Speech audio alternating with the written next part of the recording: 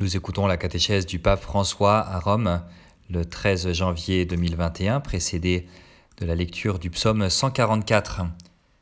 Je t'exalterai, mon Dieu, mon roi, je bénirai ton nom, toujours et à jamais. Chaque jour je te bénirai, je louerai ton nom toujours et à jamais. Il est grand le Seigneur, hautement loué, à sa grandeur il n'est pas de limite. Que ma bouche proclame les louanges du Seigneur.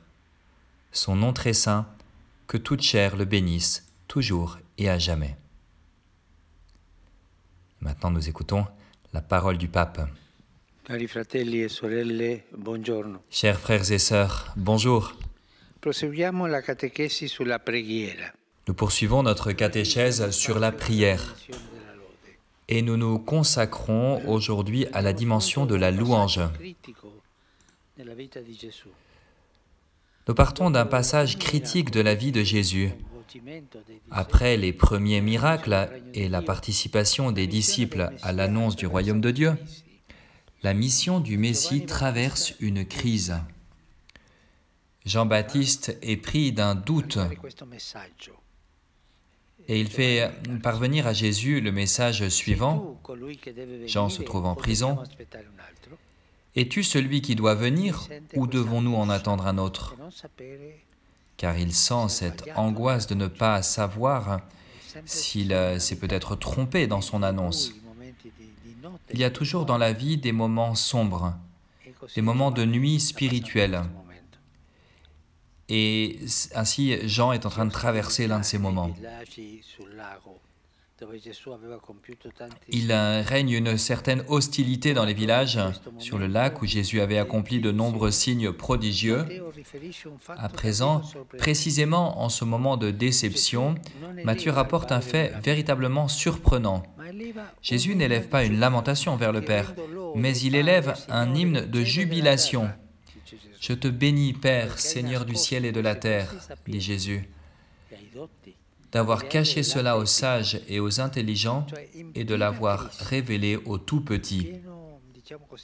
Alors, en pleine crise, en pleine, disons, obscurité dans l'âme de tant de personnes, comme celle de Jean-Baptiste, Jésus bénit le Père, Jésus loue le Père.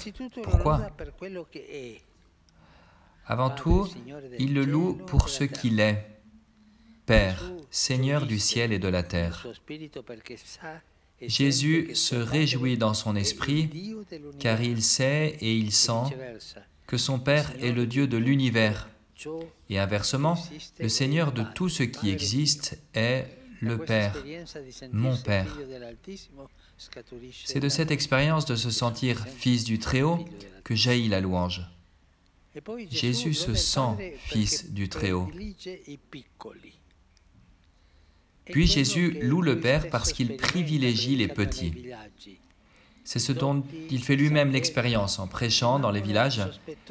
Les sages et les intelligents restent suspicieux, fermés, ils font des calculs, alors que les petits s'ouvrent et accueillent le message. Et cela ne peut qu'être la volonté du Père, et Jésus s'en réjouit. Nous aussi, nous devons nous réjouir et louer Dieu, parce que les personnes humbles et simples accueillent l'Évangile. Je me réjouis quand je vois ces gens simples, ces gens humbles, qui vont en pèlerinage, qui vont prier, qui chantent, qui louent. Des gens auxquels il manque peut-être beaucoup de choses, mais l'humilité les conduit à louer Dieu. Dans l'avenir du monde et dans les espérances des églises, de l'Église, il y a toujours les petits, ceux qui ne se considèrent pas meilleurs que les autres, qui sont conscients de leurs propres limites, de leurs propres péchés, qui ne veulent pas dominer les autres et qui en Dieu le Père se reconnaissent tous frères. Ainsi, en ce moment d'échec apparent où tout semble obscur, Jésus prie en louant le Père. Et sa prière nous conduit, nous aussi, qui lisons l'Évangile à juger de manière différente nos propres échecs personnels. Juger de manière différente les situations où nous ne voyons pas clairement la présence et l'action de Dieu quand il semble que prévaut le mal et qu'il n'y a aucune manière de l'arrêter. À ces moments-là, Jésus, qui a pourtant tant recommandé la prière de demande, précisément au moment où il aurait eu une raison de demander des explications au Père, se met à louer. Cela semble une contradiction, mais c'est là qu'est la vérité. À qui la louange est-elle utile, à nous ou à Dieu? Un texte de la liturgie eucharistique nous invite à prier Dieu de la manière suivante. Il dit « Tu n'as pas besoin de notre louange, et pourtant c'est toi qui nous inspires de te rendre grâce. Nos chants n'ajoutent rien à ce que tu es, mais ils nous rapprochent de toi par le Christ, notre Seigneur. Ils nous obtiennent la grâce qui nous sauve. En louant, nous sommes sauvés. » La prière de louange nous est utile à nous aussi. Le catéchisme l'a définit de la manière suivante.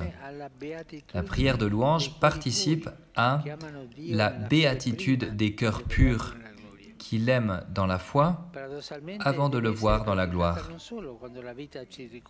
Paradoxalement, la prière de louange doit être pratiquée non seulement quand la vie nous remplit de bonheur, mais surtout dans les moments difficiles, dans les moments sombres, quand le chemin est une montée, grimpe. Cela aussi est le temps de la louange, comme Jésus qui, dans les moments sombres, loue le Père. Parce que nous apprenons qu'à travers cette montée, ce sentier difficile, ce sentier fatigant, ces passages difficiles, on arrive à voir un panorama nouveau, un horizon plus ouvert. Louer est comme respirer de l'oxygène pur. Cela purifie ton âme, cela te fait regarder au loin, cela t'empêche d'être prisonnier dans les moments difficiles et sombres des difficultés. Il y a un grand enseignement dans la prière qui, depuis 8 siècles, n'a jamais cessé de vibrer, que saint François composa vers la fin de sa vie, le cantique de Frère Soleil ou des créatures. Le Poverello ne composa pas ce cantique dans un moment de joie, de bien-être, mais au contraire, alors qu'il était en difficulté. François est aveugle, il ressent en son âme le poids d'une solitude qu'il n'avait jamais éprouvée auparavant. Le monde n'a pas changé depuis le début de sa prédication. On se laisse encore déchirer par les querelles. Et en outre, il perçoit pour lui les pas de la mort qui se font plus proches. Ça pourrait être le moment de la déception, d'une déception extrême, de la perception de son échec. Mais François, en ce moment de tristesse, en ce moment sombre, François prie, « Loué sois-tu, mon Seigneur ». Il prie en louant. Laudato si, loué sois-tu. François loue Dieu pour tout, pour tous les dons de la création et même pour la mort, qu'il appelle avec courage « sœur », notre sœur mort. Ces exemples des saints, des chrétiens et aussi de Jésus, de louer Dieu dans les moments difficiles, nous ouvrent les portes d'un chemin très grand vers le Seigneur et nous purifie toujours. La louange purifie toujours. Les saints et les saintes nous montrent que l'on peut toujours louer, dans le bien et dans le mal, parce que Dieu est l'ami fidèle. Et voilà le fondement de la louange. Dieu est l'ami fidèle et son amour ne fait jamais défaut. Dieu est toujours à nos côtés. Il nous attend toujours.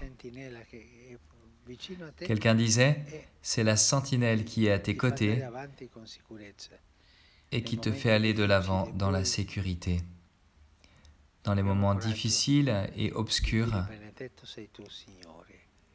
nous devons trouver le courage de dire « Béni sois-tu, ô Seigneur ». Louez le Seigneur. Cela nous fera beaucoup de bien. Merci.